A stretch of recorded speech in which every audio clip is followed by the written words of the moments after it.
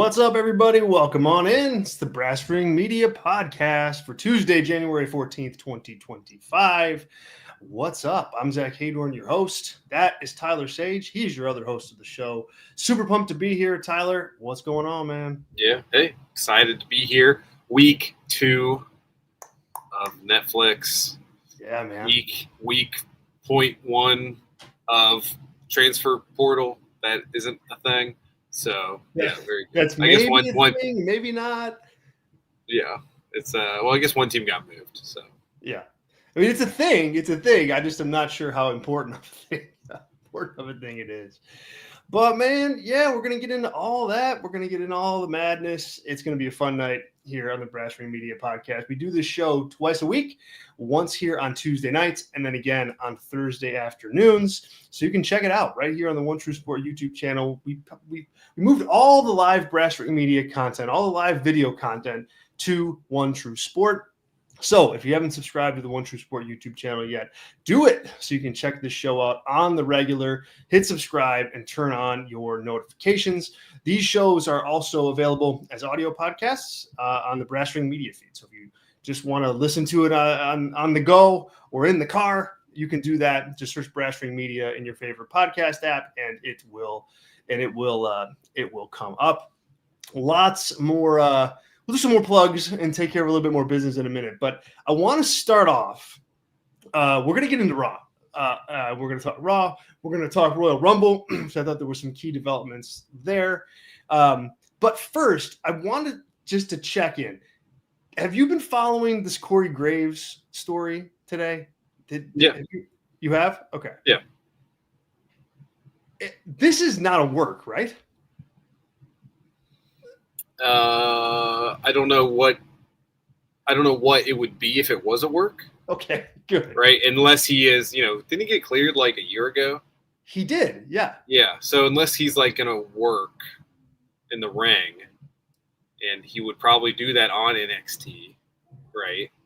I would think, but who's gonna work? Like Booker T? Like what? Like yeah, I don't know. So that's like the only like stretching that thread pretty thin here.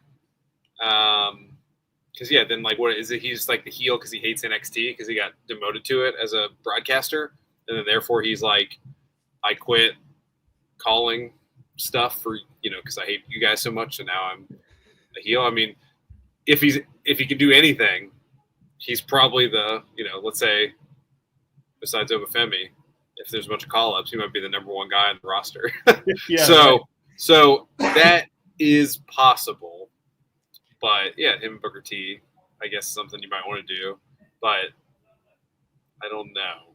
I don't think it's a work because I just don't see what the upside would be for it to be a work, unless it's just like Corey had an idea and they're running with it. So I don't know. I mean, so yeah.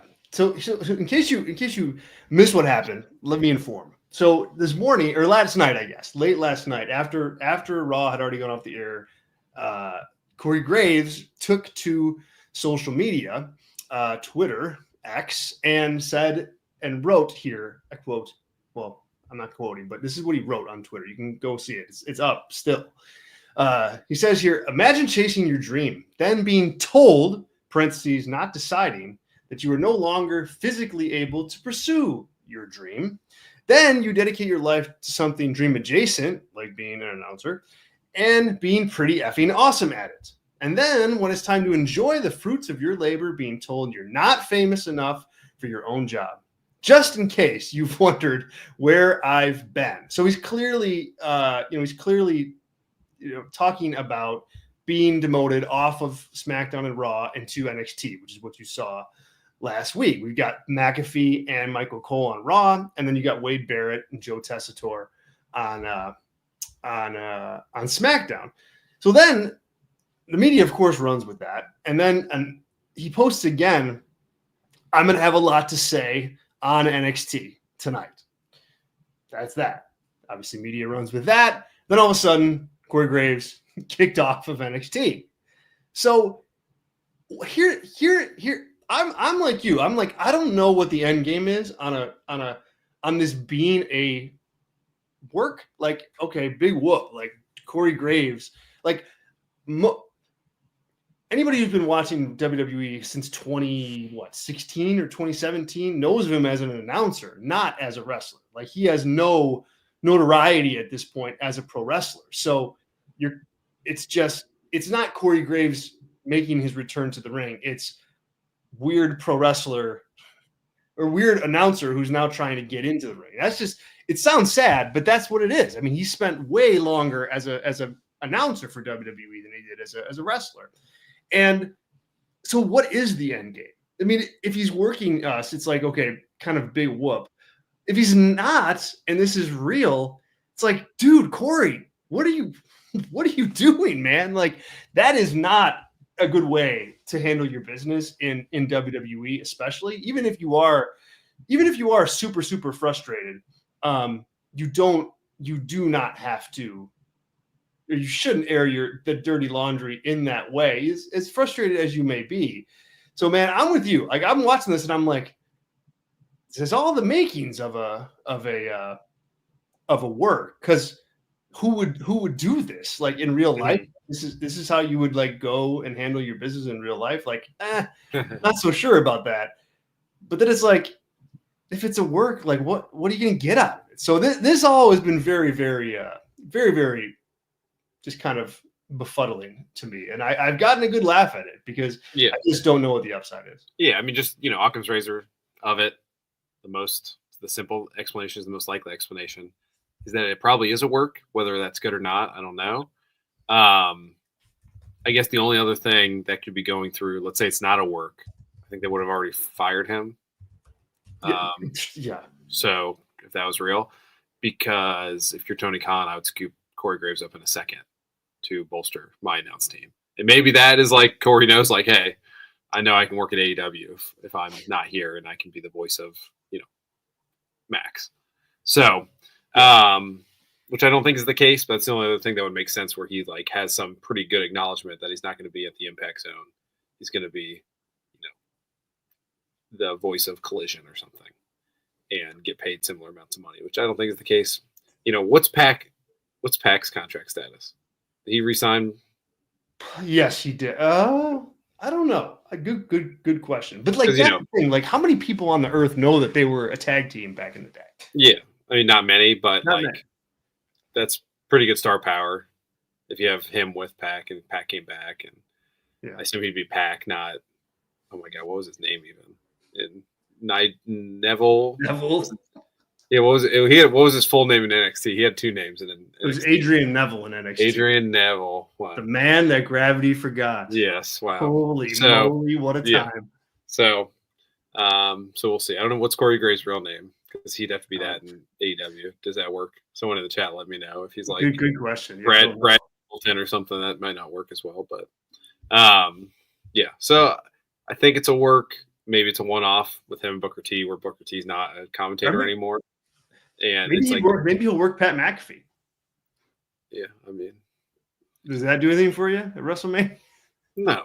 I'd rather get coal in the coal mine again if we're gonna go down that road. Okay, we gotta draw the line in the sand. No way. We're not bringing that back. Sean put a super chat out there. Sean is a gold member of Brass Free Media, and so he gets all the super all his chats are green lit, free super chats for our gold members. Sean says here, it's tough for Corey, especially because I know most people don't like Pat. Pat gives him the celebrity and he's a big deal around the world. Yeah, I mean, like, Corey Graves is the victim of that. It's like getting big-footed by The Rock for the main event of WrestleMania. Like, it's not right. I don't think anybody would tell you that it is, but it is what it is. And like, if Corey really did just get booted because of that, then it's tough, but that is business. And I think Sean's right about that. I do think, like, now that you put it out there, Sean, like that Pat McAfee, like that's not a match that I want to see, and I still don't think like working fans like this is worth it for that match, McAfee against Graves. But I could totally seeing him do something silly like that. Like, I don't know. I don't want to say that out loud because I don't want them to get any ideas. But I can see that. I can see it happening. Yeah. What's your take? Like, are you if you had to choose who you want to listen to, is it Pat McAfee or is it a Corey Graves? Oh, well, it's Corey Graves. It's Corey Graves, pretty much hands down. But I think Corey Graves can get, and really, and this isn't like a knock on him, really, because every announcer can get this way. But I think Corey Graves, like, sometimes just brings too much Corey Graves, and it's just like, man, this guy comes across as like a big jerk, and like that's what I don't like. But I think he offers more to the storylines and to the characters, and I think when he really wants to, he can sell an angle pretty darn effectively. Whereas McAfee is just kind of this big blowhard out there, So that's me. What about you? Yeah, I'm a Corey Graves like by like a 10x for me personally. Yeah, but I think Pat McAfee's overexposed outside of the wrestling business as well. Yeah, in a lot of white guy in his 30s culture that I happen to be the Venn diagram of a lot. I like college football. I like sports, so he's kind of in my life, whether I want him to be or not, and to add it to wrestling, for me personally. And I just don't think he's if you had a 3-man booth, not that I'm advocating that, but that works way better. Like Graves and Cole and McAfee. Because like McAfee's not even going to be there this Monday. He's going to be at the national championship game. Right. So like what is that just going to be Graves and Cole? And that's like the whole story here is that he went to NXT for a week and then they wanted to make a little story out of it. And then him and McAfee. I don't know. This is, I didn't think we talking about commentators for the first 12 minutes. I mean, it's been a long time. I used to do a show when Rampage started for PW Torch, and I loved talking about announced teams. So got me in my bag. I mean, like if you think about, not that we need to go too deep on this, but it is kind of what we do on the show. The Corey Graves, like when he started coming up in NXT, like in like the early days of NXT, like 2015 or 2014, even I think. Yeah. Like he was kind of this guy, like coming into his own, like in NXT with all this NXT talent, and I thought he was like at his best then, and then he kind of got WWE-ified by Vince McMahon and Michael Cole, and that's the job. So like, you got to do the job. And when you're up on the main roster, like with all the stuff they have to plug and all the, whatever, all the just the different type of marketing they do on commentary, it's like the wrestling matches and the stories are almost secondary to the job. Whereas in NXT, like he was just able to like call the action and be a color commentator. And I thought he really shined there. So he's got it in him. He definitely has it in him. And yeah, it's a tough situation, but if it's not a work, goodness gracious. And I haven't watched any NXT yet. Like he's definitely not on there as of yet. I have not seen. I've not seen. Pops up, please let us know in the chat if something happens with this. Yeah, I doubt it. I mean, the reporting on this has been pretty strong. But Sean says Matthew Polinsky is his real name. Thank you, Sean. Appreciate you. All right, let's get to Raw here. And before we do, let's just talk a little bit about Brass Ring Media, take care of some business, and welcome everybody in officially to the show. This is the Brass Ring Media podcast. We're live here Tuesdays and Thursdays right here on the One True Sport YouTube channel for all of our live content. So thank you so much for checking us out. If you're on YouTube, hello, thanks for being here. If you're on Twitter, hello, thank you for being here. If you wouldn't mind hitting like on the video, it helps us out a ton. Helps us grow, helps us reach new eyes, and we certainly appreciate it. Brass Ring Media would not be possible without our gold members: Andrew Hermes, Tracy Bland, excuse me, and Sean Palikta. Thank you so much for your support and your support of Brass Ring Media. Members from early on, and appreciate you guys. Couldn't do it without you. We do have membership options available for Brass Ring Media. It's over on Patreon. Patreon.com/Brass Ring Media is where you find those.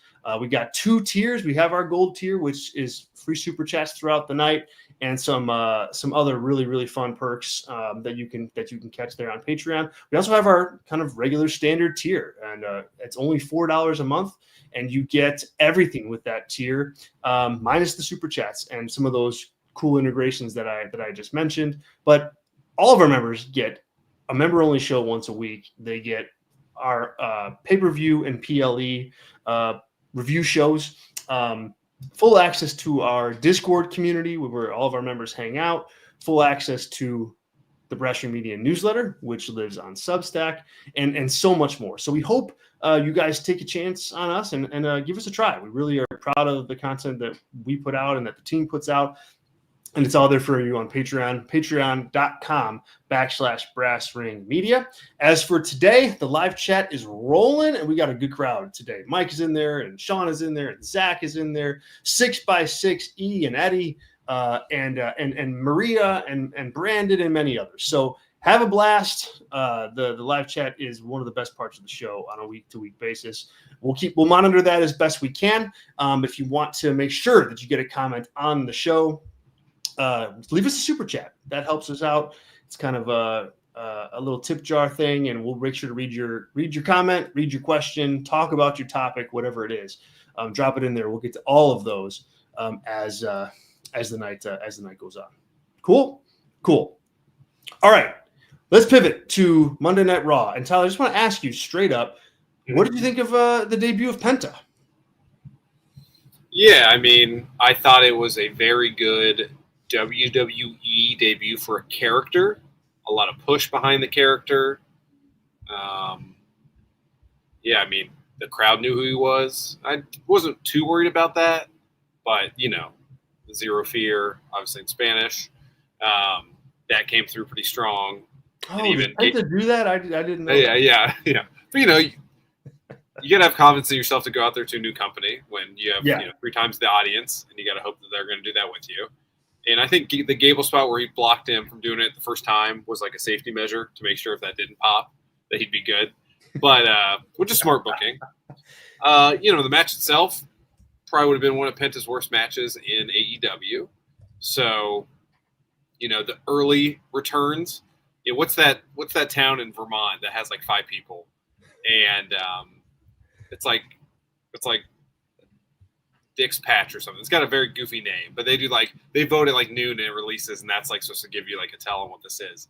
So if we're at that early stage of the release here, I would say he's looking like he's in Shinsuke mode, where he's where he wanted to be, and that's what we're going to get. If he was Shinsuke Nakamura, that would be probably the absolute peak of him and his character as a singles act, right? It's when Ray gets there, and you have an actual real tag team in that company, right? So, I think there's stuff to be desired there, but, it's kind of like a video game where they moved the dial up on his character, and they turned the dial down on his in-ring work.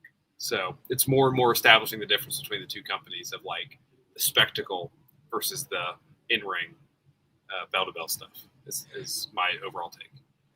Yeah, it's a good thing that he was wrestling for WWE, because that was very much like a WWE match and WWE debut. Sean in live chat here says, the promo he did after felt very genuine, especially the Spanish part was cool, having his family there too. I thought the match was very good. It didn't have to be a 5-star classic, I don't think. Yeah, I'm more with Sean on this. I liked the debut. I thought it was like an effective debut, and I was kind of cold on it when it initially started, to be honest. So I enjoyed the presentation was there, and you knew it was going to be for WWE anyway. They came out with some cool merch right out in the morning. Is there a mask yet you can buy? Yeah, you got the mask you can buy, of course. Yeah, that's going to be. Good for him on that. He's going to sell a lot of those. He's going to sell a lot of those. He's going to be rolling in merch checks, no question. And so he just presented in a really strong way. The commentary around him I thought was interesting too. They weren't shying away from his history. They acknowledged everywhere that he's been except AEW, of course. Yeah. They talked about Pat McAfee talked about how lucky WWE was to have them, which I thought was a cool small little pivot in terms of talking about new talent, but I think one that is going to matter for WWE in the long term. If they ever get somebody like Kenny Omega or the Young Bucks or Adam Page or MJF or somebody like that, you're going to want to talk about how cool it is that WWE has them. And so I think that was a fun pivot. Yeah. When the match started, though, with Chad Gable, I was like, oh, man, like, really? Like, they got him going like 50-50 with Chad Gable in like a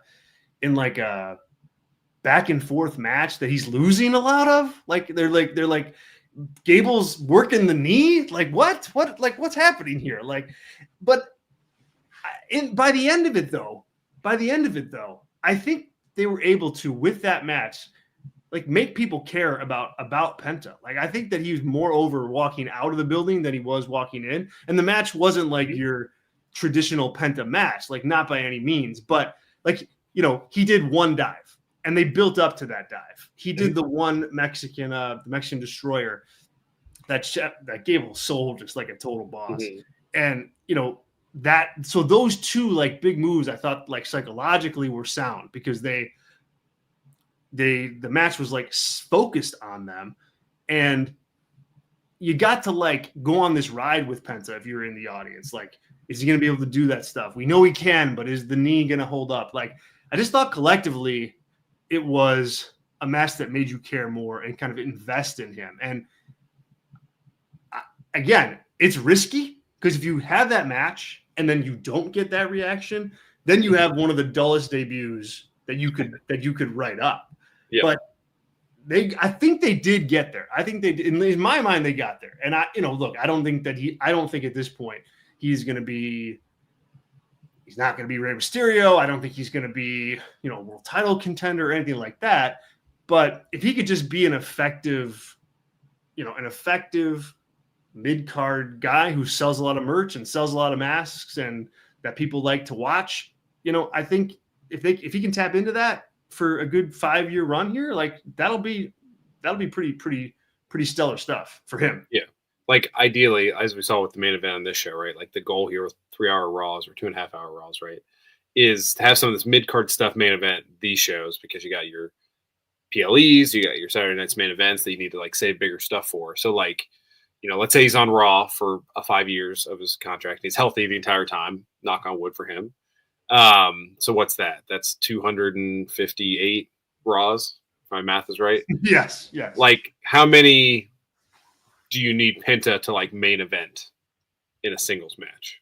I mean, don't count multi-person matches. They thankfully don't do that. But like, is it 5.5 as your over under?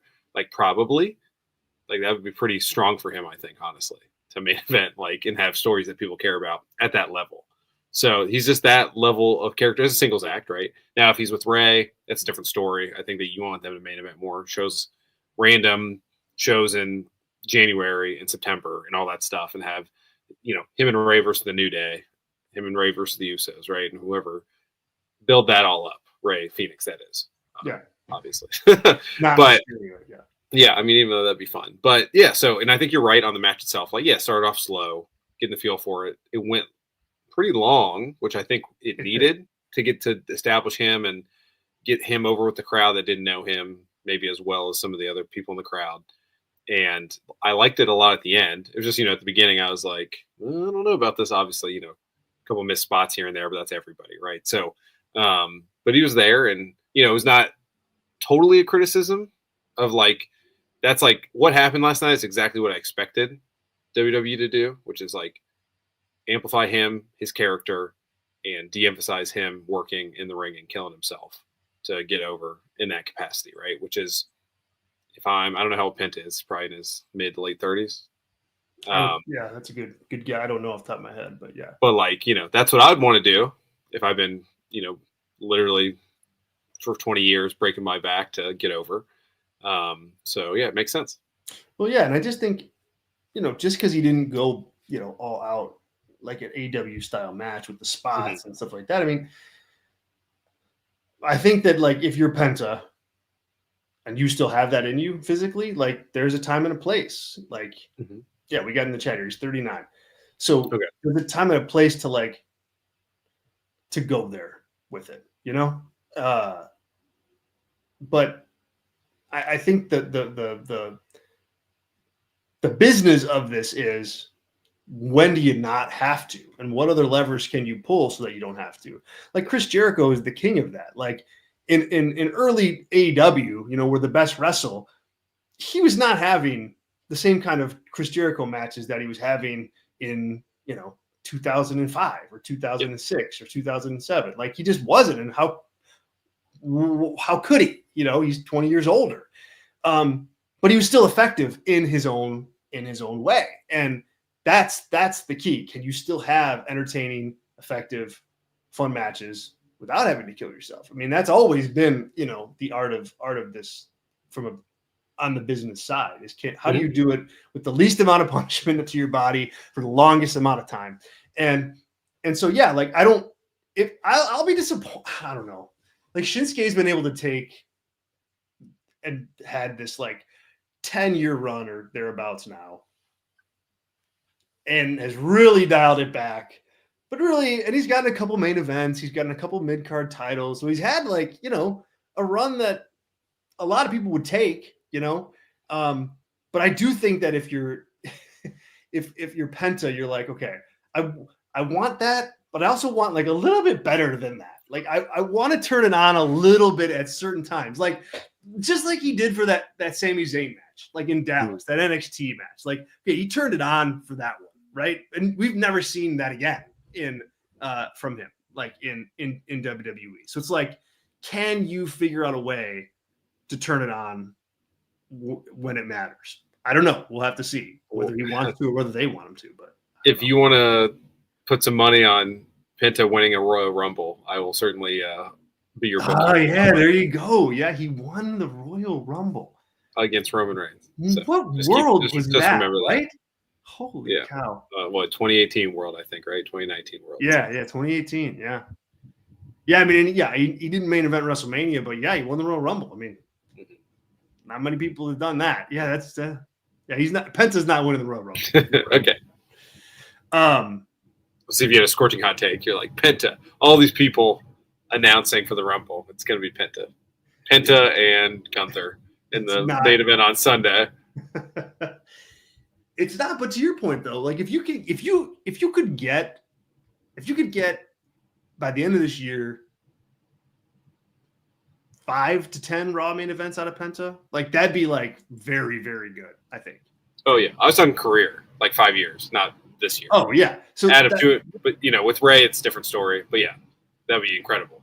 Like if you could get him, like if he tags with, I don't know, even if he tags with other Ray, like or he has some kind of match with Finn Balor or something like that. I mean, who knows? But if you can get 5 main events out of him, like that's a good. Like Penta and Dom is a main event on a Raw, right? Like without really any story. So there's just one right there, or whatever. Like, he's on the collision course to be beating Kaiser, and then maybe getting a shot at a Gunther on a Saturday Night's Main Event sort of thing too, right? Yes. Like that's certainly something he can do. Yeah, and if he gets that spot, like then hell yeah, like that you're getting the most out of him. I think that like, do you think Tony Khan last night was watching this going, oh man,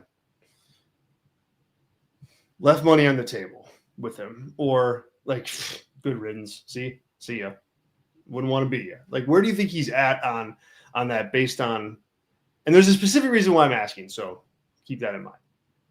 Yeah, I mean for the example, I don't think Tony Khan was watching. I'd be surprised if he was. I don't think he watches Raw, but probably watched a clip or listened to his favorite podcast talking about it. And I don't think so that he felt like there was money left on the table. He probably feels like he's going to kind of just be a luchador in WWE, right? Which has had a not very illustrious history of using those guys, not named Mysterio. And he probably also thinks like, hey, I got like his absolute physical prime to work the style that, all his best matches in North American television are going to be with my company. So I don't think he's too worried about it. And obviously they didn't want to resign. And as soon as you don't want to like work for Tony Khan, you're definitely dead to him more than, Vince or Triple H were. What's best for Tony seems to be more important than what's best for business. Yeah. Yeah. The reason I'm asking is because he cut promo last night in the middle of the Raw ring on freaking Netflix, and it's like, I thought that his was thank like, you was like, I was like, does he speak perfect English? And he was sorry, go ahead. but it was like, even if he didn't, he did. I mean, he didn't. Yeah, and he spoke Spanish for like half the promo. Yeah, but cool. I'll tell you what, though, when I was watching that, I'm going, oh man, like Tony Khan missed on this. Like, there's a personality behind that from a speaking perspective. And I always thought that Penta, like, yes, he brings good matches to the table, but there's just the way that he like moves around the ring, the way that he kind of emotes, even with the mask. Like, it's really impressive. And then the promo last night, I was like, wait,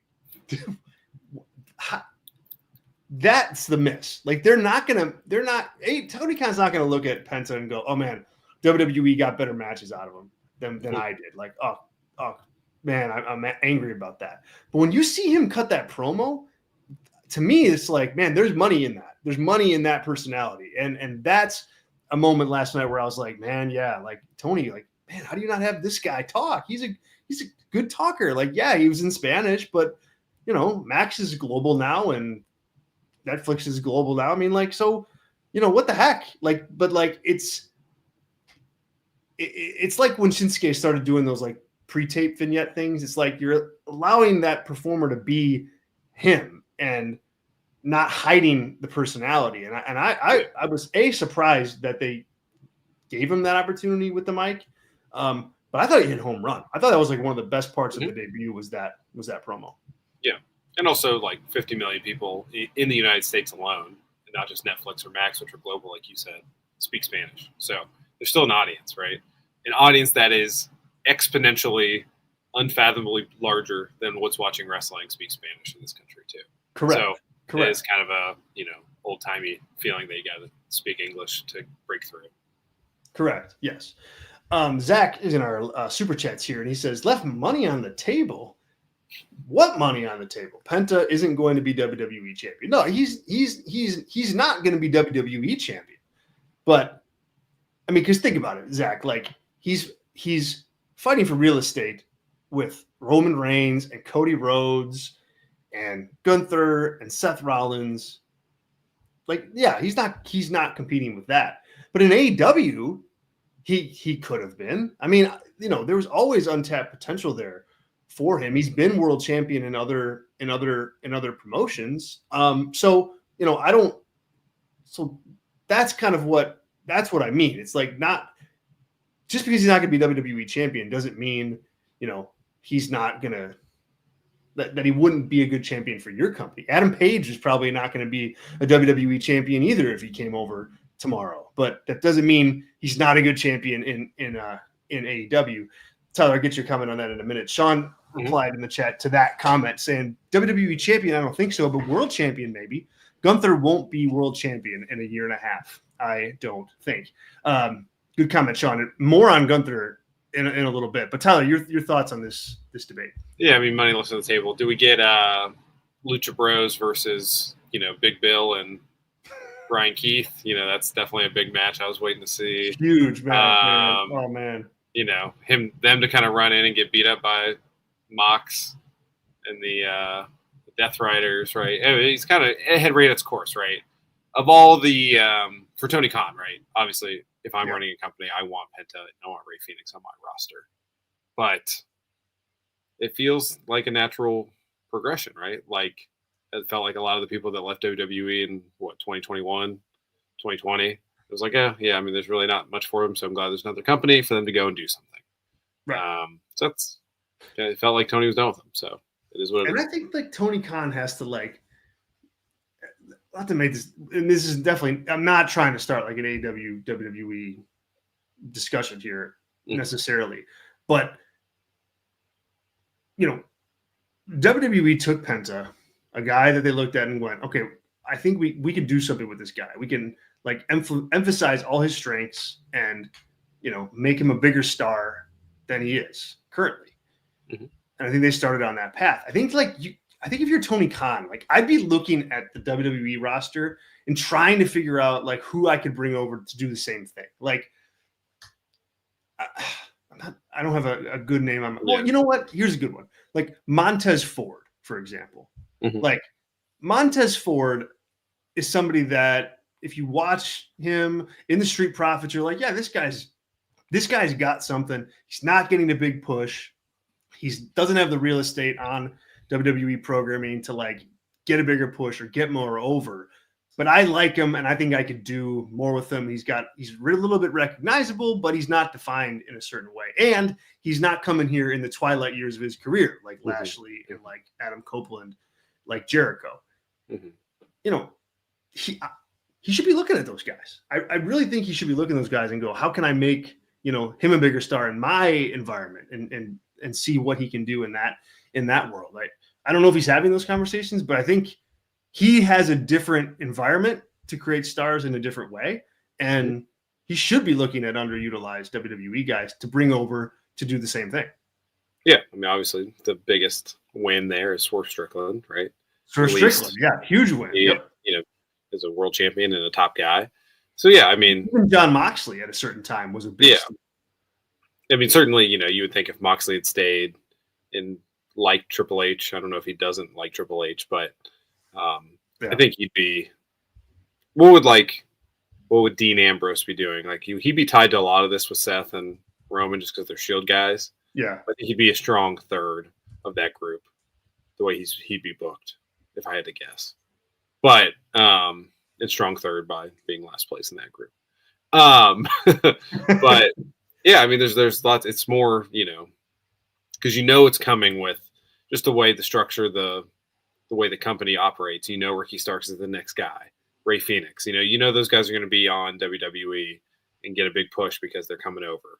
And it feels like WWE, at least currently, with how small the roster is, honestly, just can't lose anybody that they use at all to like maintain stuff. I think, an underutilized woman. That if they bring up a whole bunch of women, and I don't know who that would be off the top of my head, but Candice LeRae, if she were to leave, I think that's like an opportunity for Tony to do the same thing here with, she's not going to be world champion, but she can be a dance partner for Tony, for Mercedes, etc. Yeah. Yep. Sean's got I agree with Sean here. Like, I don't know the exact answer, but Penta was just having good matches in AEW and nothing else. It's kind of true. I mean, like, the stuff with the Young Bucks was good early on. Like, they had that incredible cage match at that All Out show in 2021, which to this point is like the peak of AEW as a company and as a promotion. And that match was just incredible. And I'd argue, in his case, those matches, not so much the cage match, but like that style that they worked, are kind of a dime a dozen now. I mean, Ospreay works them. So many people like work that style. So he didn't stand out as much as he did in 2019 when he first debuted with the company. You were at this show, but the Penta Kenny Omega match at All In was an incredible match. Like, I feel like that kind of like hides in the shadows a little bit, but that was a heck of a match. That whole show does for, I think, many reasons. Yeah. There's a lot on there that's like, if we could cut like 25 to 40% of this and then like repackage it, I think it would be more remembered. Yeah. Well, yeah. I mean, for lots of reasons, for lots of different reasons, the talent involved, like, just lots of stuff. But yeah, I mean, that match on that show, I remember, and I had not known Penta's works too much. I, followed him a little bit in TNA when he was there. I didn't see anything from Lucha Underground or anything like that. So, getting to see him against Kenny Omega live, it was like, whoa, like this guy's got something. So it was kind of crazy just seeing him in WWE period. Just like Lashley in AEW. It's like, what? Like, this is weird, but kind of cool. Yeah. So I mean, it's why you want to have two major companies. Yeah. The fun stuff like this can happen, and you can, kind of rebound guys instead of, he'd be on TNA or just back in Mexico doing stuff. Like, there's a path here to reestablish yourself, which is good. That's why you want at least two companies. I think we'd all want 5 major companies. I don't know if there's enough time for all of us to watch all that, but that's there. And then on Sean's point there about, I mean, that's exactly what Penta's character was. He was just a guy who had good matches. And if you want to like be as reductive as possible, that's the AEW model, and Right. the WWE model is having compelling stories, and like there's also a match that happens. You could do that with Roman Reigns too. Like, what's the last like 5-star Roman Reigns match from a work rate standpoint, not like a story standpoint, right? So it's the same thing. Like, can't put your finger on it, but it's really just like who's going to interfere and who's going to like come out on top after all the interference is the story of the Roman match, and that's fine. That's what he is, and it works. Just like I think it worked for Ray and AEW to be a good worker, and obviously you want to expand the character, but that's just the philosophy of the two companies. Yeah. So we'll see. I mean, there's like, if Penta just decided, man, I love that. I want to go on this run of crazy, amazing matches. I mean, like he could in WWE. I mean, Seth is there, and Sami Zayn is there, and Finn Balor is there, and Gunther is there, and Punk is there. I mean, there's a lot of people that would be fresh for him to work with. I don't know that he's going to get to that level, but they're there. They're there if he wants it. So last night on Raw, I thought there was like some we talked a little bit about this on Thursday's show, the Royal Rumble build, and like the lack thereof for the women's matches, and like kind of like, whoa, there's a lot going on for the men's match. And I mean, right now, the 5 names that you have like for the Royal Rumble are Roman Reigns, John Cena, CM Punk, Seth Rollins, and Drew McIntyre. I mean, that's a pretty strong cast of talent, like for that in any year. But like what stood out to me last night was, as you saw like Seth in the ring talking to Punk, and Seth talking to Drew, and Drew talking to Punk, and like they're mixing it up, and each of them to me like has like a storyline avenue where winning makes sense for them, where like you can convince yourself that, hey, like I think this person could win. Punk could win, Seth could win, Drew could win, Roman, Cena, like everybody has like a fair shake as to, hey, I can win this match, and you can convince yourself of that. And man, I'm trying to think of the last time a Royal Rumble's like been that way, like for better or worse, and sometimes it just calls for it. Like sometimes like 1998, Steve Austin's winning the Royal Rumble. Like that's just going to happen because that's that. I mean, that's what needs to happen. But I think WWE and the men's side, we'll get to the women in a minute, but the men's side have done a really nice job of like balancing out who could potentially win, putting stories behind all of those wins. Even like Sami Zayn yesterday, where Seth Rollins like pulls him over and go, hey, when are you going to look out for yourself, Sami? And Sami kind of thinks about it. Like I could see that turning into like his story in the Royal Rumble. Well, I'm going to go after, my own shot at the main event of WrestleMania here. So I think they've done a really nice job of kind of like pulling the strings for the men's Royal Rumble this year. And last night, just because there were so many people involved, it stood out as like, wow, this is strong. This is strong stuff. What about you? Yeah, I agree to an extent. So I agree like on the overall vibe of this Royal Rumble being like wide open, full of star power, like more than it's been in a long time. That might be a combination of next year. They're probably going to phone it in a little bit because they're in Riyadh. So keep that in mind, everybody. It might be like a big blowout for the last North American one for until 2027. So there's that. And the only one, I watched more as a fan back then, but the year Roman won, was that 16 where he got booed out of the building in Philadelphia? 15. That was 15. Because that was like, you had Bray Wyatt, you had Seth who had won it, you had Daniel Bryan, you had Dean Ambrose, who was really over it during that time. Really over. I mean, I'm probably missing like 2 or 3 people in there as well. And they kind of all got systematically eliminated by Kane and Big Show, if I recall that fondly. So that's probably the last time like a pay-per-view had like a Rumble had like, hey, it could be like 6 people, right? Because the last couple of years has been like, hey, there's 2, and then like for some reason maybe Randy Orton is like getting a lot of buzz to win here, right?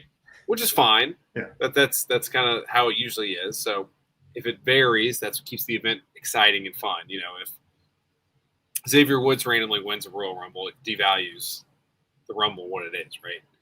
That's more for a Money in the Bank situation. But enough about Alberto Del Rio winning. Okay? Yeah. Oh, yeah, that too. So I mean, that's the dark times. But the segment itself, I was not as in love with, just because it felt like.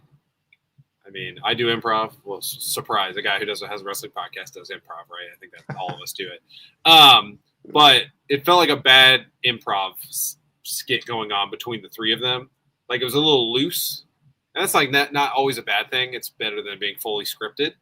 But, obviously CM Punk, the whole comment like, oh, why can't it be Rhea Ripley coming out here? Like, hey, just like that stuff is like, okay, you're not over as a babyface saying stuff like that when you're like, you'd just rather be gawking at Rhea Ripley. Unless you want to fight her, I'd be down for that match for sure. I think that'd be a main event. Only if she goes over though. Yeah. Oh yeah, for sure. I mean, she would overpower him physically anyway, I think, in a real fight.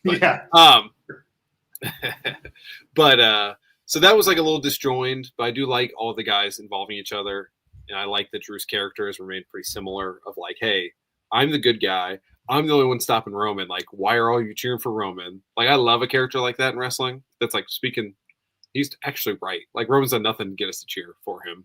Besides, he's just like taking his thing back. So it was, mixed on like as a segment. It's probably like a B segment, but like the overall what it's getting to, A+. Because I do think the Rumble is going to be good. You're getting all the star power involved. I thought Cena would pop in to like really put it over the top, but I'm glad that they held back because that's probably how many Raws do we have before? Do we have 3 more Raws before? So I think 2. 2 more Raws. Yeah, 2. So probably next week that's more like you pull out Cena because like Punk invoked his name, so you can get into that sort of stuff because you want to mix up the participants who are arguing, right? And then the one before is Roman is there to have his tribal chief celebration. So I think next week is like a strong indication to get that like go home, be excited for this. Maybe you add one more name, aka Cena. But I thought it was a strong open to a show that was like kind of lacking in star power afterwards, but that's okay too. Yeah. But so that was my overall take on the first. No, I agree with you on the segment itself. It did feel disjointed at times. I thought Seth was the star of the segment because of kind of the truth he was speaking, but also I you don't see this too much, and you definitely didn't see it in a WWE or a Vince McMahon led WWE where you just are out there owning the loss. Like how many times did Cena like lose his championship and then just come out there and be like, like, oh well, like gonna move, or get cut off by Big Show, and then like be like, oh, I got a match, whatever, just to like get to the next thing, right? And here, like, I loved Seth like putting it on the line, like, yo, I'm hurting. That was the worst loss of my career, like referencing the match with CM Punk, like that cultivates an environment where winning and losing matters a lot. And I think not just WWE, a lot of wrestling promotions have kind of gotten away from like the psychology of that. Cause I mean, that's the essence. It's not just wins and losses for no reason. Like there should be meaning behind them. And I thought Seth just like with that line, I thought there was just a really good line. And he delivered it well. Like he didn't look like pathetic and sad and somebody that you didn't want to root for, but it was just like, you lost a big match. Just like, someone's going to lose the Super Bowl this year. Like it happens and it hurts, but you really can emphasize the winning when you own the losses like that. So I thought that was like a high point, of that. Yeah. Of that. And it's him, from a loss as a babyface still trying to like why he gets another shot down the road. Right. Yeah. Which is good. He could also be a heel in like 2 weeks. So he could be. Do you have any sense, like, does the fact that like Punk and Roman and Cena and whatever Seth and Drew have all entered the Royal Rumble, like, has it just blurred up the road to WrestleMania for you in terms of like what the 2 main events can be, or like have you talked yourself into like, nah, I think this is what's going to happen? No, I mean, I guess more the latter on that. I think it's just a good way to make the Elimination Chamber feel, if the Rumble's a 100 on importance on the road to WrestleMania and the Chamber's been like 50, I think the Chamber's probably like an 80, 85 this year, because whoever wins the Rumble, there's still 3, 4, 5 people, everyone in that match that you have a compelling, legitimate reason why they're going to win in main event, and they have an issue with whoever's left because the other person probably hasn't announced, right? And that leads me to think Cena wins the Rumble still, because it's easier. I mean, either way. Or if not, then that you kind of like signify that Cena is going to win the Chamber, which puts that more in like the 60%, 50% importance level. But yeah, so not really. But I do think the goal here is to make every single moment on that road to WrestleMania important to then make the event more important, as opposed to that road to WrestleMania really being like, damn, there's 7 Raws in between Elimination Chamber and WrestleMania. Like, I don't know if they can pull this off. And we have, Rock and Cena promos for the forever in between each other and whatever, right? So let's go to a gold member super chat from Sean. Sean says here, I like that there are so many moving parts to the Rumble this year. There's a lot of possible scenarios. Yeah, that's well said. There are. And Sean, like, chime in on this too, but the hardest thing for me to envision with all the balls in the air is how Sean also says here, please do not let Cena win the Rumble. Elimination Chamber I can see and live with. I find it hard to like move the pieces around on the game board where Roman Reigns is in a championship main event. Like, and he's going to be in a main event, but like, unless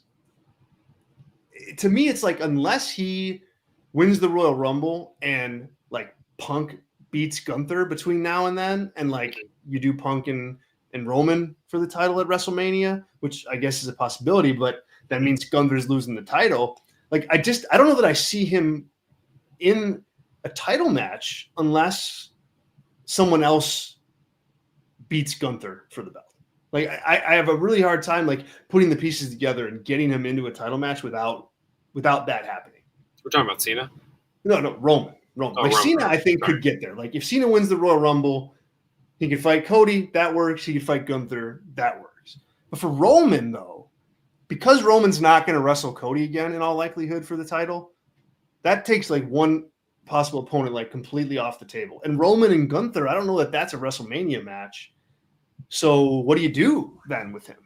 Yeah. I mean, why can't Roman just beat him before then? Who? Roman. It doesn't have to be Punk. I think Roman can certainly just beat Gunther at one of these shows. Or that. Yeah. Yeah. Sure. Yep. Because I don't know if you're going to get into Gunther, but man, he's been totally, devalued for weeks on end here as a character. So, him having a title at WrestleMania is like a close to 0% likelihood for me at this point. Yeah. But yeah, so I mean, there's lots of machinations there, and there's if there's 4 spots, and there's 7 guys probably without doing the that are Cody, Cena, Roman, Punk, Seth, Drew. There's the 7th guy, Rock maybe if you want. He's not even that throws a whole nother wrench in. Yeah. So I don't think he's there, but I'm probably missing one other person. What's Priest doing? He's probably doing a gimmick match if Bad Bunny's available, right? So, there are spots there's guys left out, right, in the musical chairs, and that's good. That's compelling. That gives you like, hey, these guys are fighting for something. It gives the story of Cena losing the Rumble, winning the Chamber, right, or vice versa, right?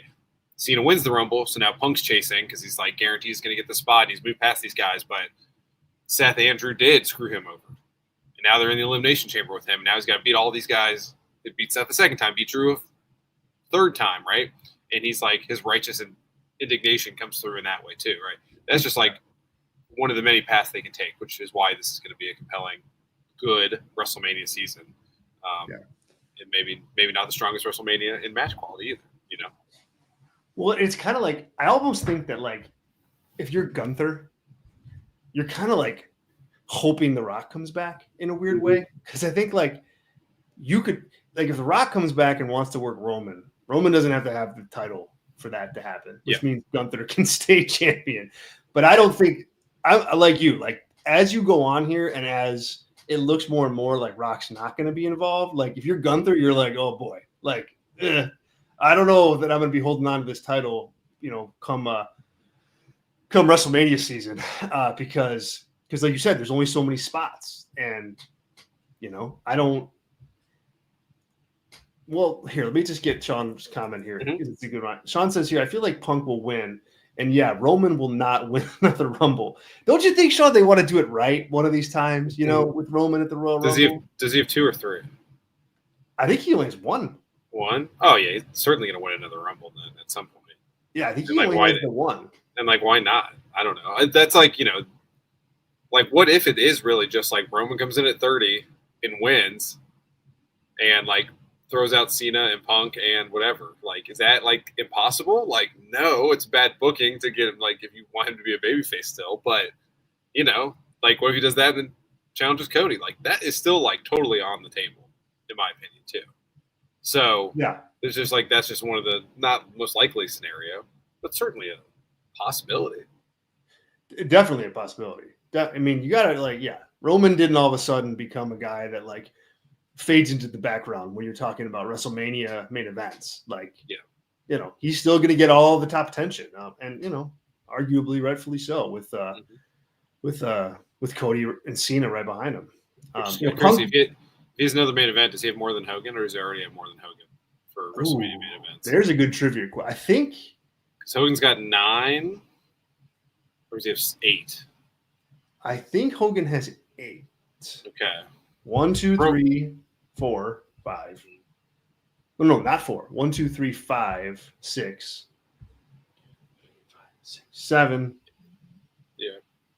Did he main event WrestleMania 8? I think so. Definitely 9. 9 technically because he entered the match when Brett was like, "Yeah, come on in, man. You gotta beat Yokozuna for me." Yeah. Right? That was 9. That was his last one. That was 9. So it's either 7 or 8. Okay. But I think Roman's more than that. Yeah, he's probably 7 right now off the top. 15, 16, or 31, 32, 33, 34, 37, 38, 39, 40. So he's at 8. So yeah, he'd break it. Yeah. So he already has more, and now you have 2 nights, so it kind of devalues it a little bit. But, it does, yeah. That's something. I don't. But I also think, yeah. No, it is something. Dude, that matters. That matters. Yeah, think of the cultural, and that's just a whole another. I'm sorry to go down this rabbit hole, but the cultural relevancy of even today. Hogan getting booed out of the building was probably the biggest thing from that show from a pop culture standpoint. Yeah, and technically Roman has been more over in that same company for a longer period of time than Hogan was. Obviously, different eras, different times in history, different 3 channels to watch it. All that stuff. So yeah. Oh, totally different situation, but still valuable. All right, let's talk about Gunther again though, because man, I'll tell you what, the shine is off. And it's really, and I want to call out our show because we kind of I think we saw this coming back after that Cody loss that he took in Saudi Arabia, and the kind of path of I don't know. I is Gunther still I think that hurt him. I think that hurt him pretty badly. Now that when you look back, hindsight's 2020, yes, but you took away his essence with that. The whole essence of his whole character is this unstoppable, overconfident, but guy who can back it up champion. And you took that away, and then you didn't put him on the show that he's champion of, the big Raw premiere. He's not on it. And now, he's tucked away in a little main event against Jey Uso again. Then he's probably going to win, but boy, I don't know, man. And in his case, in this instance, I think it's more so, I would blame the booking on this more so than Gunther's work. I think that character needs a strong book behind it. And I just don't think he's got it in the last, 8 weeks. Yeah. I think, any sort of reasonable complaint or criticism we've had of certain AEW title runs, you could levy here on the Gunther title run as of late, right? Think of Kenny Omega's title run where he's a heel, but how often are you actually seeing him? Is he doing anything compelling, et cetera, right? That's how I feel about this Gunther run at this point, post that Cody loss. And that doesn't just happen in WWE. So I don't know what is going on per se. But when Damian Priest has like a more memorable run with that title, yes, that's some like interesting matches and things that happen in those matches, right? Like good, bad, ugly. But that's not a strong endorsement for like this character being a top level act for a long period of time also. And I'm like as neutral as they come on Gunther. Like when it's good, it's good. And when it's not good, it's not good, right? I'm not like very biased either way. I enjoy watching him, but I don't need to see him every week either. And I don't know if that's like how Triple H feels as well. And I don't know if he thought he was going to get more out of it, or it's just like wrong time and you're on Netflix and Ted Sarandos or whoever their liaison is at Netflix is like, yeah, I don't know if this works for what we're trying, for this exact core demographic that we think we're going to hit with Netflix. So, not that they're meddling, but who knows what's going in to that. And, CM Punk, Drew McIntyre, Seth Rollins fit more the boat for opening those shows. Ray Phoenix or Penta does even more so than Gunther, right? For like getting a different audience in there for the streaming. So yeah, well, and a handful of women too. I mean, Rhea for sure. Yeah. Like, no, unquestionably. Yeah, Sean here in the chat says they need to turn Gunther's persona back around because he's lost a little with his character. Yeah, I again, they hurt him with that little push. Thanks, Sean. And the booking just has not been there for him yet. It's been weak, and I also think like the opponents have been kind of flat. Like you've had Damian Priest a bunch. You had Finn Balor in there for some reason. Yeah. Dominic Mysterio was an opponent for him for some reason. Yeah. Now you're back to Jay, and it's just like, okay. Has wrestled Sammy too? Sammy too. Yep. So he's like on like the mid card all stars, basically. He's the king of the mid card with this title. Right. And I think like it's really like, and also like, not to like keep harping on the opening segment, but like everybody in that opening segment talking about winning the Royal Rumble is pointed where? At Cody and at the Cody title. Like they didn't mention Gunther one time, like not once. It's like little stuff like that I think goes a long way in like trying to present this world title as like an actual world title on par with Cody's, when clearly like it's not, and and that's hurting him too. With Gunther, like coming out of the IC title run and like winning the world title at SummerSlam, I was, again at that time I'm thinking like, all right, man, like yes, they got a top heel here, and so often we see WWE and AEW like crown these guys, and then they don't have anything for him on the other side. Cody worked AJ Styles coming out of WrestleMania. Like Gunther, I can't even tell you who his first like title defense was against. It's like you've got this hot heel. Like, how do you not have baby faces lined up for him, ready to go? How is it not Seth and Punk and like and just whoever like top stars? And instead, and you kind of took the words out of my mouth, it's the same guys that he wrestled for the IC title that are now just wrestling him again for the world title. And it's like, I don't think that's not how you elevate, your next big top heel. Now, if he works John Cena at WrestleMania, all right, okay, so be it. But he is colder than he was going into that. Same thing with like if he works Goldberg or something like that. Like, okay, fine, he gets this big little moment, but it's still not where you thought he'd be coming out of losing that IC title and then getting his first world title.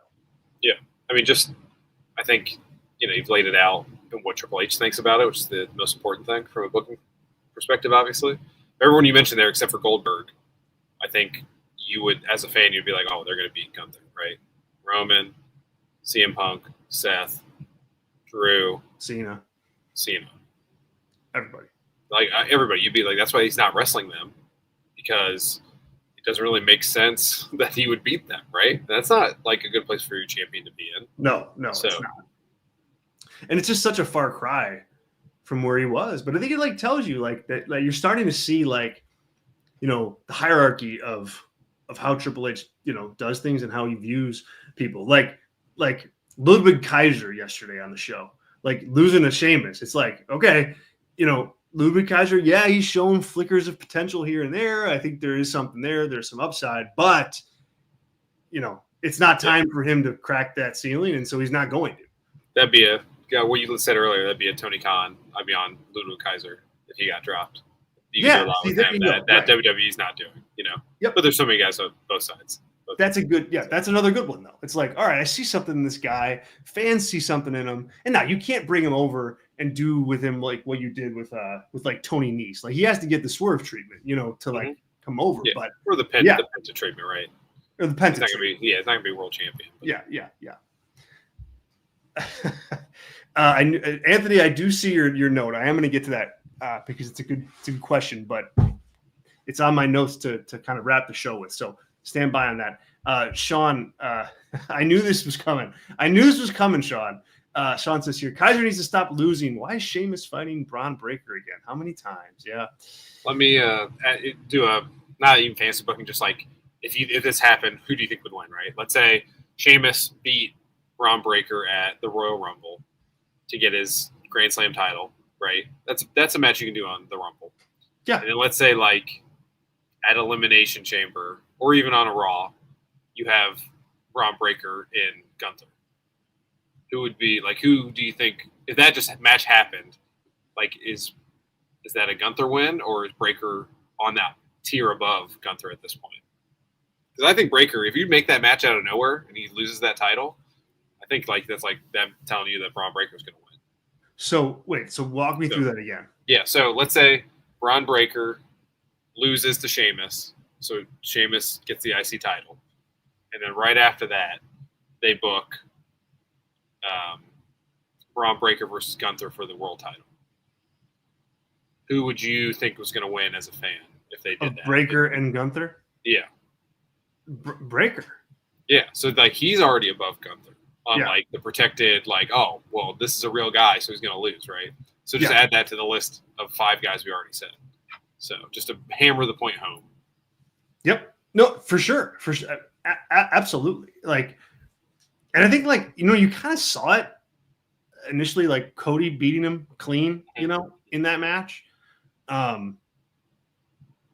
mean, that didn't help things either with him, but I think that's where you start noticing like, okay, like he's up there, but he's not like up there. He's not, top tier, maybe he should be. I'm not arguing for or against. I'm just saying the reality, like calling it like it is at this point. Anthony says here that the Universal title is the only title that gets defended at the Big 4 pay-per-views. This is the problem with too many championships. I don't care what company it is, AEW, WWE, whatever. You can't have 2 titles masquerading around as the same thing because one of them is always going to come across as bigger than the other. And the one that Cody holds now, that's the real title. Everybody sees it that way. The fans see it that way. The writers see it that way when they're scripting out talent on Raw to talk about winning the Royal Rumble. Like, it's just hard to pull off. And man, I know you want the world title on the road, and I know the argument. I understand. But man, it's hard because it neutralizes the guy who ends up having it, and that hurts. That hurts. Yep. So any other Royal Rumble thoughts, men's Royal Rumble thoughts? And then is there a women's Royal Rumble? Because I don't know. I was going to say, is anyone announced for that? Like, what the hell is going on with that? I assume, I don't know. I don't know. Like, I thought when Rhea came out, like, you'd get, like, at least, like, the tried and true WWE segment of, like, all the parade of challengers just walking out, like, I'm going to win. Like, but you didn't even have that. For the Rumble, just to make sure it's like, it's always better to be a 3-hour event than a 4-hour event. Maybe, just as an idea, we'll have like, instead of a minute and a half, we'll do like 20 seconds in between entrance 1 through 29 for the women, and Becky can come out at 30 and we can get this over with, right? That's kind of how I'm feeling. I think that's how Triple H is feeling about this Rumble as well. Yeah, man. I mean, they got to get going. Like, come on. Like, you already are going to have, like, there's less women on the roster than there are men. So you're already going to have women in that match that have absolutely no shot at winning it, right? Like Kaden Carter, Katana Chance, like those women are going to be in this, and they're not going to have, they're not going to win. So the hill is steeper to climb into making people really care about that match, and they have not done anything yet to emphasize anybody in it. Or if you have Roxanne Perez not appear on SmackDown, and then she comes in and wins the Rumble, that's a good way to like jetpack somebody.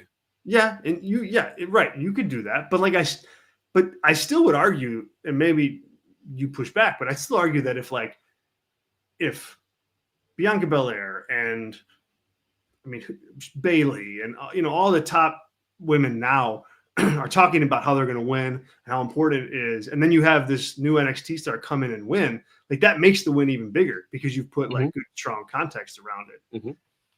They haven't done any of that. It's like, what? No. I don't know what's going on. Yeah, and there's plenty of time to do it. So plenty of time. Yes. Yep.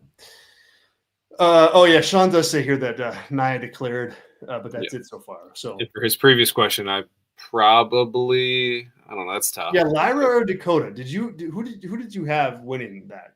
I think there's still untapped Dakota-ness, but like as a booker, I'd be worried about her, tearing her ACL for the fourth time.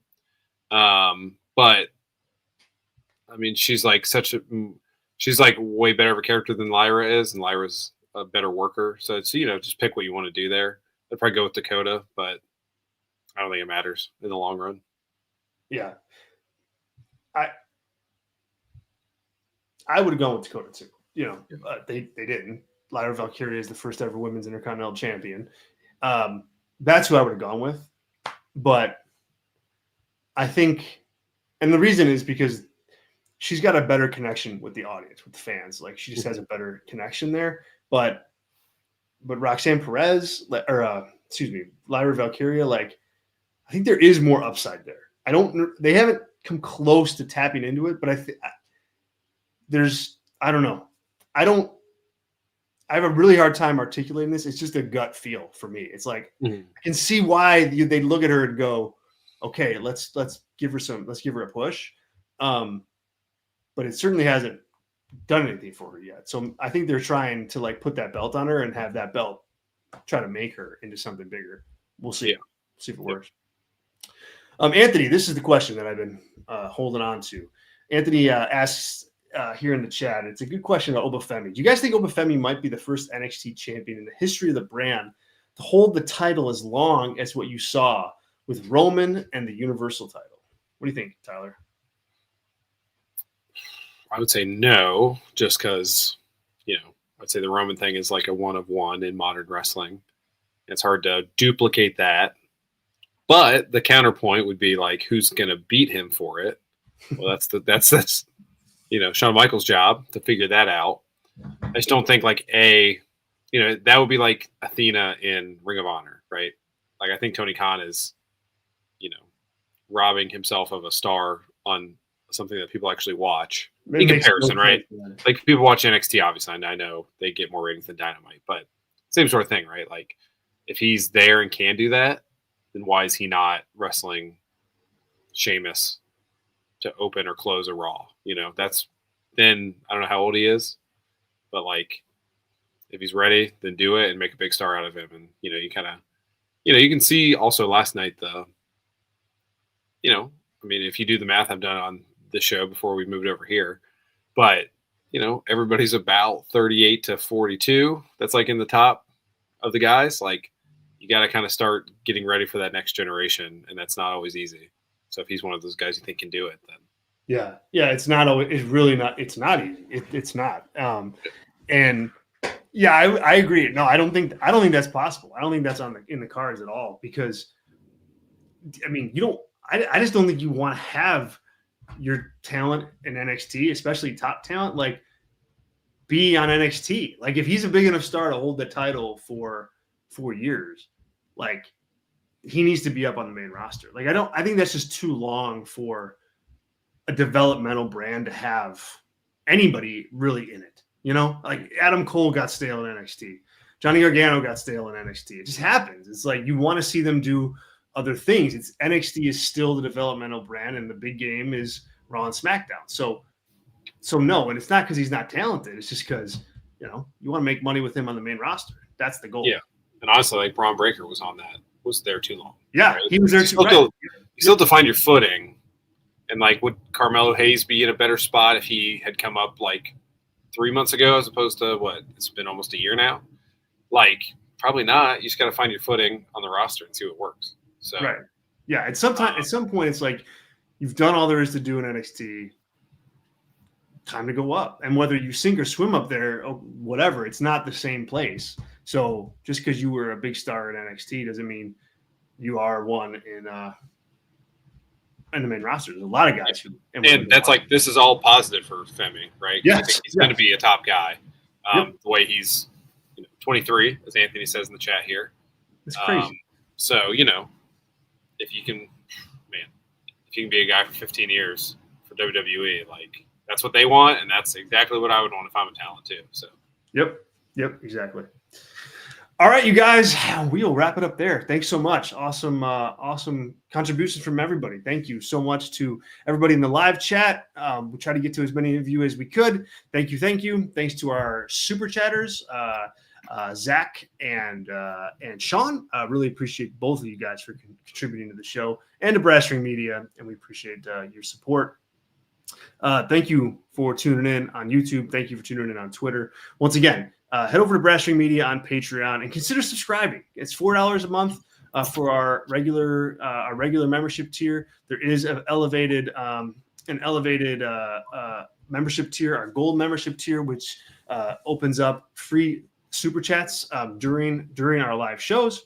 Also other perks as well. So just check out patreon.com/Brass Ring Media. It's got all the options, and consider subscribing. I think you'll enjoy what we put out for our members on a regular basis. We do have a ton of free content too, right here on the One True Sport YouTube channel, on the Brass Ring Media YouTube channel. Subscribe to both, and check out our work on Substack, which is where our written stuff lives.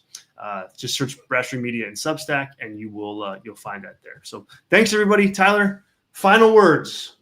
Shoot from the hip. I almost went to Dynamite tomorrow, but I didn't. So why not? Well, I've had that. My improv thing is on Wednesday nights, but Got it. I almost skipped it to go to Dynamite tomorrow. It's in Cincinnati. I live in Columbus. So for those of you that don't know your Ohio geography very well, it's like an hour, 45-minute, 2-hour drive. Which has been a minute since I've even thought about leaving town to go see AEW. So I think that's a positive sign, at least for me. So yeah, I'll leave you with that. There you go. Guys, thank you so much. We will be back Thursday afternoon right here with another episode of the Brass Ring Media Podcast. For Tyler, I'm Zach. We'll talk to y'all real soon. See ya.